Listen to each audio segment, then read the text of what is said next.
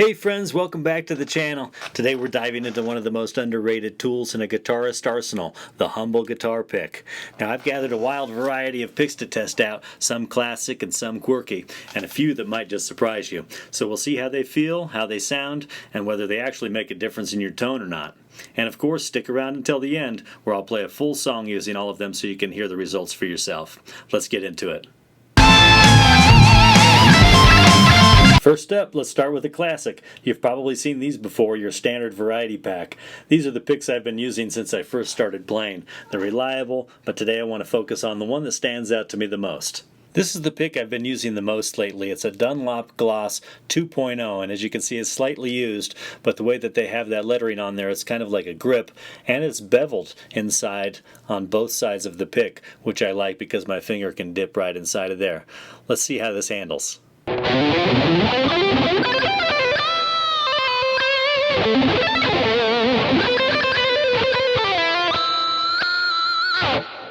Okay, immediate thoughts. The attack is super crisp, it's stiff, which means you don't have to move your hand much to dig into the strings, and it's great for precision, but maybe a little clunky if you're used to smaller picks. Now let's switch gears to something weird. Check out this thing. I have no idea who designed this, but let's see if it's genius or just gimmicky. It's pretty thick. It's like the size of a 3.0, I would say, and inside it has this holographic image of the Grand Ole Opry.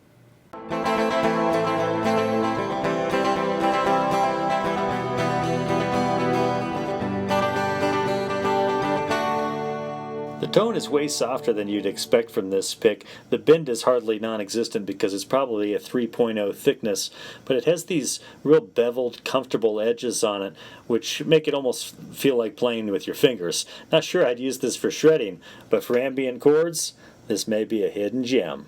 Next up, this pick claims to solve all of your grip issues. As you can see, it's got all these holes drilled through it, and it's supposed to improve your grip. And this one in particular, as you can see, has been well used. The point is supposed to be much bigger than that, but I don't have any of the newer ones here. This is just one I found in the archives of my pick supply. But I've got a little slightly different one here. Check this out. This is a different brand even. It's not the Pick Boy brand. I guess this is a stubby kind of with the holes drilled through it as well. But this is pretty cool. Let's see if it lives up to the hype here.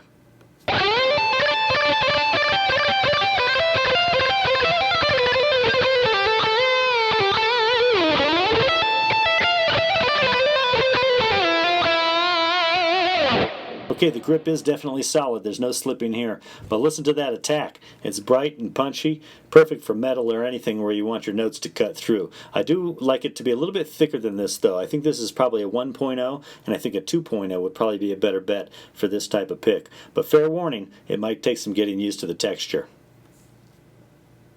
If you like the idea of having a grip pick, here's two other good options. This is a cactus pick, this blue one here on the right, and this is a standard Dunlop pink pick that I glued this sandpaper on. So you can buy these little sandpaper things and put them on any of your favorite guitar picks, and then you just put your thumb on there like that, and it'll give you a better grip than your standard pick does. Now this one's a beast. This is the Tech Pick. It's probably a 1.0 gauge, but it's made out of solid steel, and it feels like holding a tiny piece of armor. Let's see if it's all show or if it actually sounds good.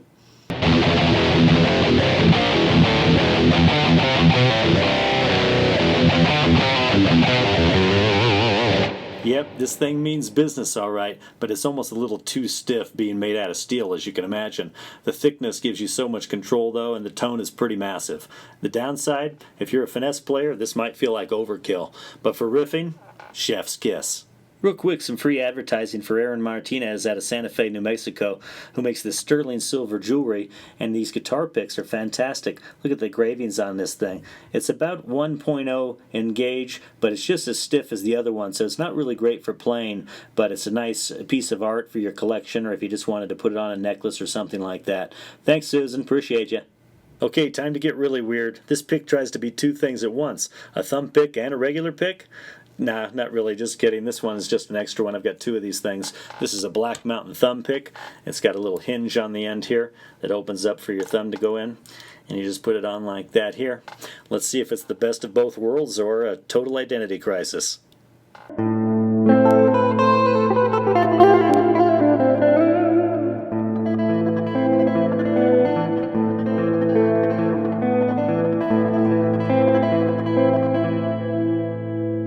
Very interesting. It's definitely versatile, but the transition feels a little awkward. The tone's a little bit warmer though and almost acoustic-like, so maybe a secret weapon for hybrid players. Rounding it out, here's a floppy thin pick that a lot of people like to use for strumming.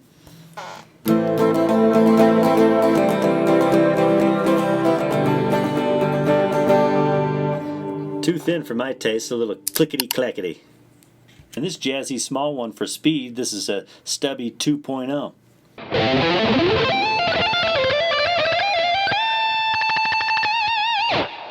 So during the production of this video, I've been using all these different picks, and I'm starting to have a change of heart of which pick I should personally use for my own practice and performances. I've been using this Dunlop Glossy 2.0 for quite some time now, which I really like, but after trying out this Stubby 2.0 here, I'm starting to lean towards this. What do you think? Leave a comment below and let me know which one of these picks you would use, or which one you think I should choose to practice with.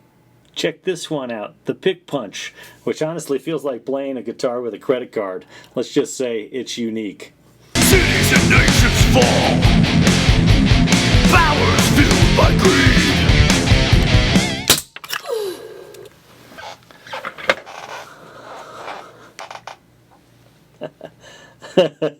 Check this out. If you got a solid piece of material, that works pretty good. So that material I used was from the lid of a storage container, and it came out surprisingly well beveled. It's really smooth on the sides. It's not sharp like you would expect, and it's pretty comfortable. Check this out.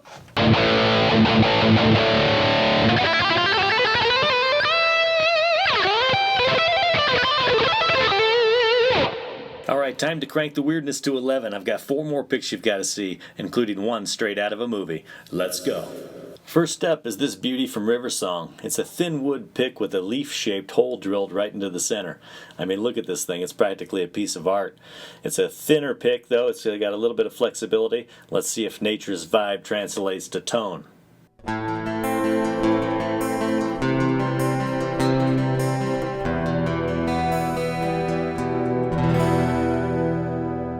Whoa, the warmth of the wood is wild. It's like playing an acoustic feel on an acoustic guitar. The hole gives it a unique grip though. It's almost like it's glued to your fingers. But fair warning, if you're a heavy hitter, this might snap faster than a twig. Still, for folky chords or campfire jams though, I give it 10 out of 10. Aesthetics and vibes. Very cool. The next one I've got here is this red Stylus Pick. This thing claims to be the Usain Bolt of picks for speed practice. It's got this tapered edge here and a weirdly satisfying grip. Let's put it to the test.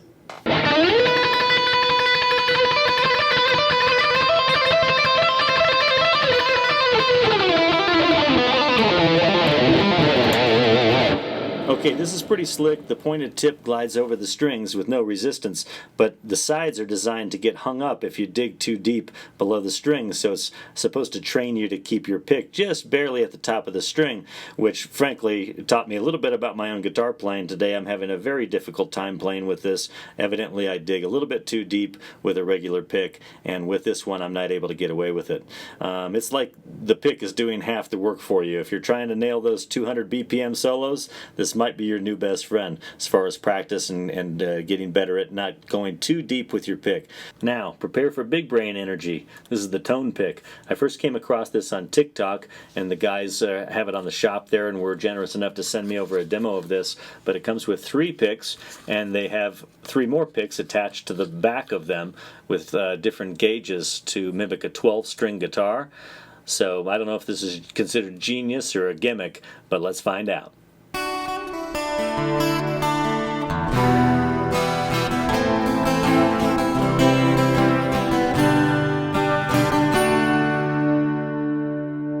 When I first received these picks, I hardly touched them at all. I only did one short video on TikTok for the song called Wanted Dead or Alive by Bon Jovi, and it sounded really cool, but definitely more for strumming, I would say. This is great for chord strumming, and you know, the chorus effect on it is honestly pretty nuts. It sounded really cool right there. I'm sure you'd agree. It's not a true 12-string, of course, but that dual gauge combo adds like this shimmer you can't get from a single pick.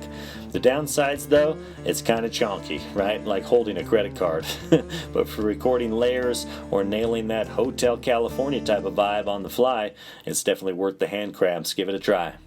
Last but not least, the Pick of Destiny. Yes, that one from Tenacious D. Does it summon rock gods? Let's see.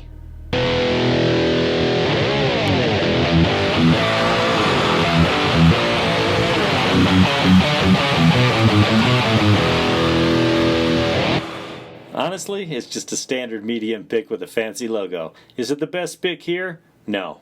Does it make you feel like Jack Black? Absolutely. Worth it for the meme alone.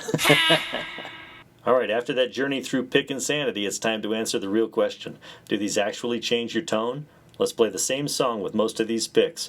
Listen close, you might just become a pick snob by the end.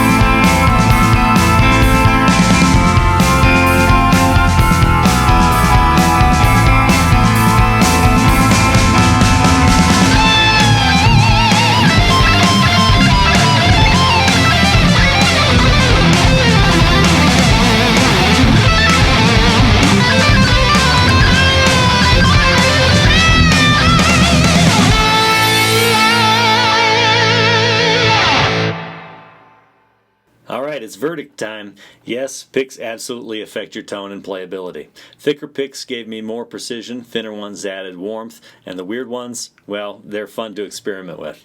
At the end of the day, though, it's all about what feels right for your style. If you enjoyed this video, smash that like button and subscribe to the channel if you haven't already, and let me know in the comments which pick was your favorite. Thanks for hanging out, and keep shredding. Peace.